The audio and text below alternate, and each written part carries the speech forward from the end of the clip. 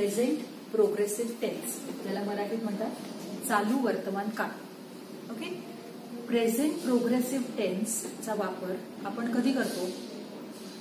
मी आता काय करते हे सांगायला मी प्रेझेंट प्रोग्रेसिव्ह टेन्सचा वापर करते. For example, I am writing, I am clapping, I am teaching. या क्षणी आत्ता आपण जे काही करतोय ते सांगायला आपण प्रेझेंट प्रोग्रेसिव्ह टेन्सचा वापर करतो. दिसतंय? नाव. ओके.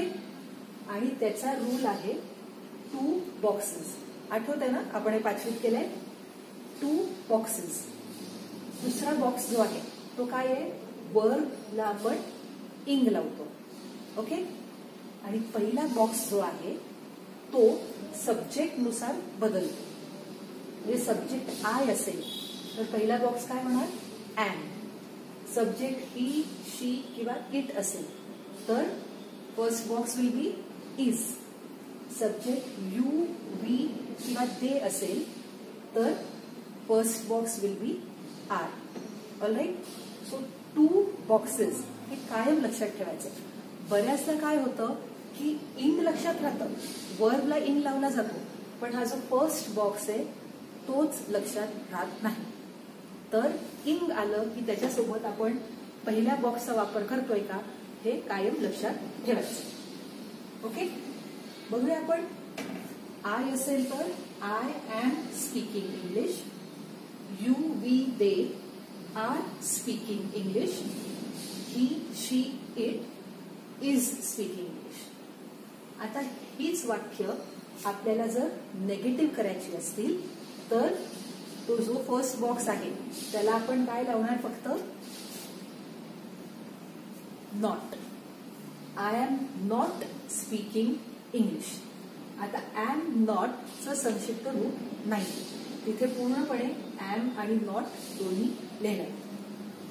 तसंच यू, वी किंवा दे असेल तर त्याचं काय होतं? आर्ट. Are not. आर नॉटचं संक्षिप्त रूप काय झालंय?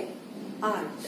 Okay. So you, we, they aren't speaking English.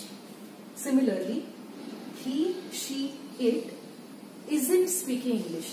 Isn't हे कशाचं आहे संक्षिप्त रूप? इज नॉटचं. तर आपल्याला प्रेझेंट प्रोग्रेसिव्हचं नेगेटिव्ह वाक्य करायचं असेल तर काय कराल?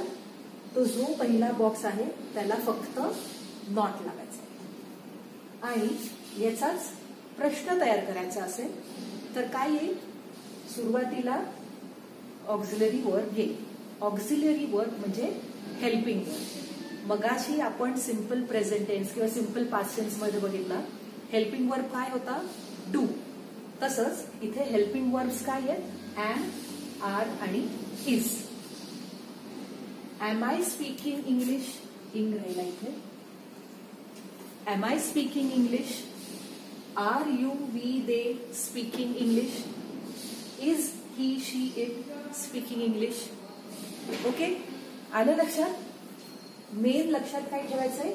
2 बॉक्सेस. पहिला बॉक्स विसरायचा नाही. तुम्ही इंग लावता आणि पहिला बॉक्स विसरता. आणखी नाही की बऱ्याचदा काय होतं सिंपल प्रेझेंट टेन्स आणि प्रेझेंट कंटिन्युअस टेन्स मध्ये कंटिन्युअस किंवा progressive it's the same. Progressive tense मध्ये गोंधळ होतो की सिंपल प्रेझेंट कधी वापरायचा आणि प्रेझेंट प्रोग्रेसिव्ह कधी वापरायचा. आपण ज्या गोष्टी रोज करतो हॅबिच्युअल ऍक्शन्स तेव्हा सिंपल प्रेझेंट टेन्स आणि जी गोष्ट मी आत्ता करते त्याला प्रेझेंट प्रोग्रेसिव्ह टेन्स. बऱ्याचदा काय होतं बघा, आपण काय म्हणतो?